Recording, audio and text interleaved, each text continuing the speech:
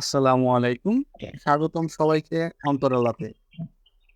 সাথে আছি আমি সাব্বির হাসান। আজকে আমরা ভাসবো পূর্ববর্তী স্রোতে, শুনবো সেই গল্পগুলো যেগুলো হয়তো বলা হয়নি কিংবা শোনা হয়নি। আজকের আলোচনায় আমরা এমন কিছু বিষয় নিয়ে আনার চেষ্টা করব যা হয়তো আপনার মনে লুকিয়ে ছিল। আপনারা যেখানেই থাকুন মন থেকে শুনুন। আপনারা কারণ আমরা থেকে কথা বলি না, অনুভব করি, শেয়ার করি। চলুন শুরু করি আজকের অন্তরালের গল্প। আজ আমাদের সাথে আছে শাহরিয়ার আব্দুল্লাহ। চলুন আমরা তার কাছ থেকে মূল কিছু গল্প শুনবো, যা শোনার পরে হয়তো আপনি বিস্মিত হয়ে যেতে পারেন। শাহরিয়ার আব্দুল্লাহ। শাহরিয়ার আব্দুল্লাহ। ধন্যবাদ ধন্যবাদ সাব্বির হাসানকে অন্তরালাপে আমাকে আমন্ত্রণ জানানোর জন্য। আজ যেটি নিয়ে কথা বলবো সেটা হচ্ছে হযরত লূত আলাইহিস সালামের ঘটনা, তার জীবন, তার গোত্র সম্পর্কে, তার গোত্রের বিভিন্ন কার্যকলাপ সম্পর্কে। আমরা জানি যে আমাদের ধর্মের শুরু থেকেই আমাদের মহান আল্লাহ তাআলা এ যুগে তার প্রতিনিধি হিসেবে নবী রাসূল প্রেরণ করেছেন। এর মধ্যে হযরত লূত আলাইহিস সালামও অন্যতম। পবিত্র কোরআনে ২৫ জন নবী রাসূলের নাম আছে। এর মধ্যে হযরত লূত আলাইহিস সালাম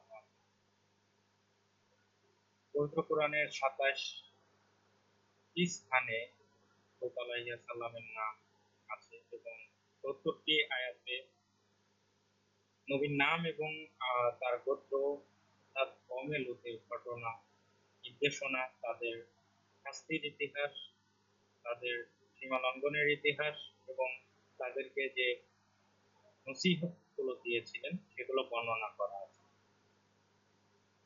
এখন শুনবো লূত আলাইহিস সালাম এবং তার গোত্রের পরিচয় সম্পর্কে। হযরত লূত আলাইহিস সালাম ছিলেন হযরত ইব্রাহিম আলাইহিস সালাম, যাকে আমরা মুসলিম জাতির পিতা বলা হয়। হযরত ইব্রাহিম আলাইহিস সালামের ভাতিজা।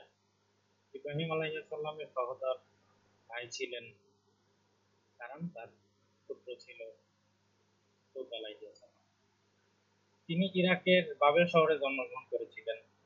তারপর হিজরত করে বর্তমান জর্ডানের ডেড সি এলাকায় তার নবুয়ত প্রাপ্ত স্থান হিসেবে ছিল এবং তিনি ছোট থেকেই হযরত ইব্রাহিম আলাইহিস সালামের কাছে লালন পালন হয়েছেন, তার সাথেই থেকেছেন, একসাথে হিজরত করেছেন। হিজরত করে সিরিয়া, মিশর এই অঞ্চলে জর্ডান এরিয়াতে চলে আসেন।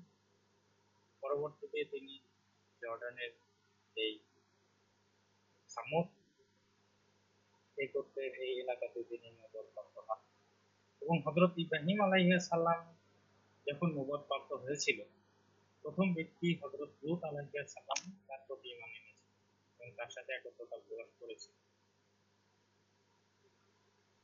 এখন জানবো তার গোত্রের যে অপরাধগুলো ছিল সেগুলো সম্পর্কে। হযরত লূত আলাইহিস সালামের গোত্রের এত ভিন্নতম অপরাধ ছিল যে যার কারণে মহান আল্লাহ তাআলা সেই গোত্রকে একদম মাটির সাথে মিশিয়ে দিতে বাধ্য হন। আমরা সবাই জানি যে লূত আলাইহিস সালাম এর গোত্রের ঘটনা বা কওমে লূতের ঘটনা বলার সাথে সাথেই প্রথমেই মনে পড়ে যায় যে সমকামিতা এই বিষয়। অ্যাকচুয়ালি তারা যে সমকামিতায় আসক্ত ছিল এটা তাদের মেজর প্রবলেম, অপরাধ, মেজর অপরাধ। কিন্তু এর সাথে সাথে আরো অপরাধ আছে, সেগুলো হচ্ছে তারা মানুষদের লুট করতো, আরো অন্যায় করতো, অশ্লীল কাজ কারবার করে বেড়াতো তাদের এলাকাতে। যারা উচ্চ পদস্থ বা উচ্চ বিত্তশীল আছে তারা নিম্ন বিত্তশীলদের নির্যাতন করতো, তাদের সম্পদ লুট করতো। তাদের এলাকায় যদি কোনো ব্যবসা প্রতিষ্ঠান থাকতো সেগুলো তাদের কব্জা করে রাখতো।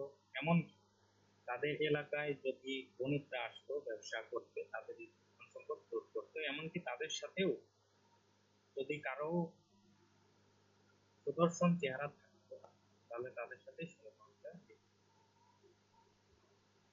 এখন এগুলো অপরাধ তারা সেই সময় সংগঠিত করেছিল।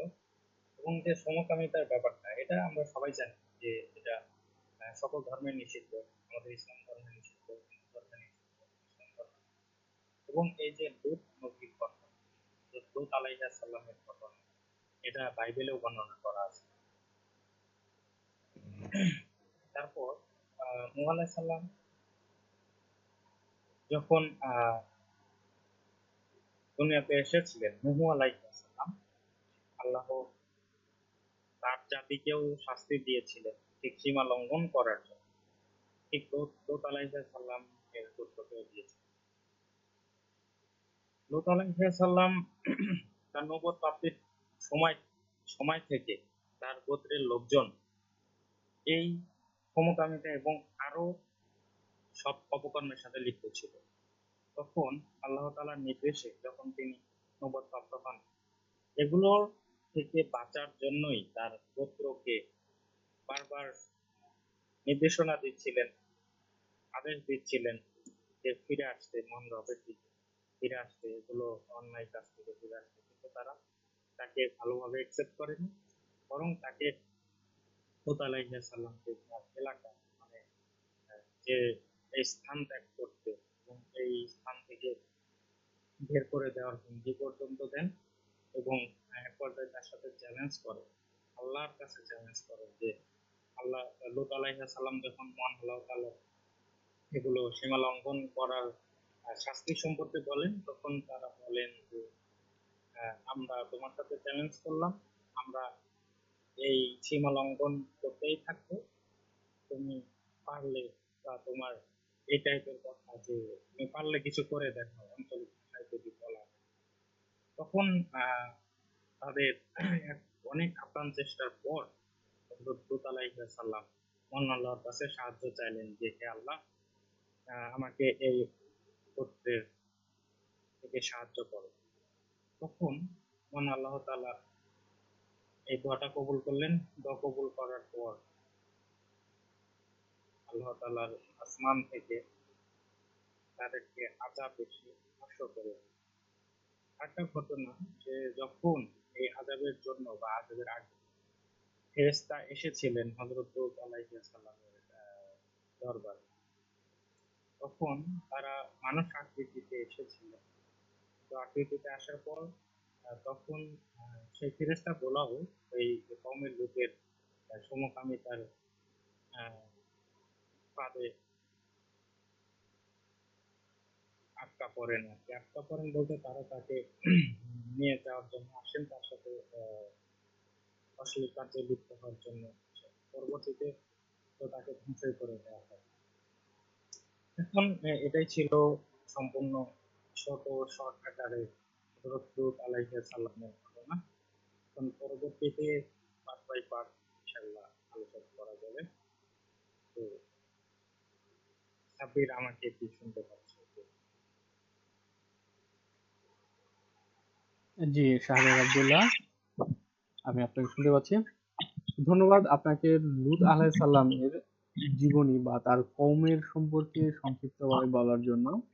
ইনশাআল্লাহ আমরা চেষ্টা করব আস্তে আস্তে সামনে আমরা বিভিন্ন খণ্ড আকারে আমরা লূত আলাইহিস সালামের যে গোত্রটা ছিল সামুদ গোত্র, তাদের সাথে কি ধরনের আযাব আল্লাহ তাআলা দিয়েছেন, তাদেরকে আল্লাহ তাআলা কিভাবে দুনিয়া থেকে ধ্বংস করে দিয়েছেন, আমরা সেই বিষয়গুলো নিয়ে আমরা আস্তে আস্তে আলোচনা করব। এবং তাদের গোত্রের যে প্রধান এই অপকর্মটা ছিল সেটা সমকামিতা, এবং এটার ভয়াবহতা কি পরিমাণে ছিল সেটা সম্পর্কে ইনশাআল্লাহ আমরা আগামীতে আলোচনা করব। তো সবাইকে জানাচ্ছি আবারও আসসালামু আলাইকুম। আমাদের চ্যানেলটাকে আপনারা সবাই অবশ্যই সাবস্ক্রাইব করবেন, লাইক করবেন এবং শেয়ার করবেন, যেন সবাই এই ঘটনাগুলো শুনতে পারে এবং সবাই যেন এখান থেকে শিক্ষা নিতে পারে। ততক্ষণ পর্যন্ত ভালো থাকবেন। আবারও আসসালামু আলাইকুম ওয়া রাহমাতুল্লাহি ওয়া বারাকাতুহু।